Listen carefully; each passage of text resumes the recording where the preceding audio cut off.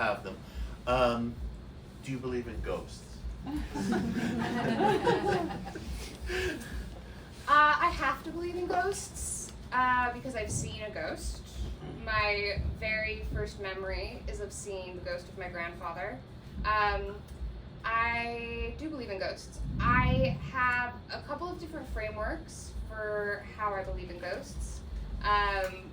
And they're similar, some, you could put certain ideas of UAP phenomena into this framework as well. I talk about it in the last essay in the book, but Carl Jung, he did a lot for psychology, he did a lot for, religious studies and mythological studies, but he also had his own very real metaphysics about matter and about psyche, and he would often use the light spectrum analogy to talk about consciousness or psyche as a whole, and he would say that,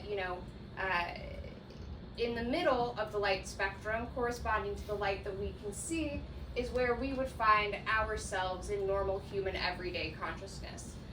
Now, if you go towards ultraviolet light, which we can't see, you're going to get more towards the realm of the archetypes and what he would call spirit, meaning the dynamic aspect of consciousness, that which moves your thought, which makes it so you don't just have one brick thought, the thing that moves it.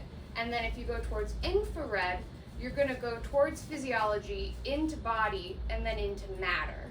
So to him, and to lots of other people, reality is a unitary substance. Philosophically, this is sometimes called monism, and that gets expressed in two different ways. Now, a woman named Marie-Louise von Franz, somebody who Jung worked with, she tended to argue, okay, well, instead of a line, what if it was a circle? And then I was like, well, what if it's a sphere? And in that sphere, you would have matter and consciousness sort of in ever-changing, differing ratios to each other. But because it's all one substance, you would have moments where, it looks so much like matter that nothing conscious could be in there. And then you would have, the words that I'm saying don't seem to have material reality. Of course, there's waves and the gases that make up the air. Right. But, that this kind of consciousness also has an aspect of the material in it. So things towards the ultraviolet pole could be something like, as we see in the UAP phenomenon, or in certain, quantum examples of the observer effect, you can see matter start to behave like consciousness, and you can see consciousness start to behave like matter. So those are the ways that I tend to kind of find framework for those experiences.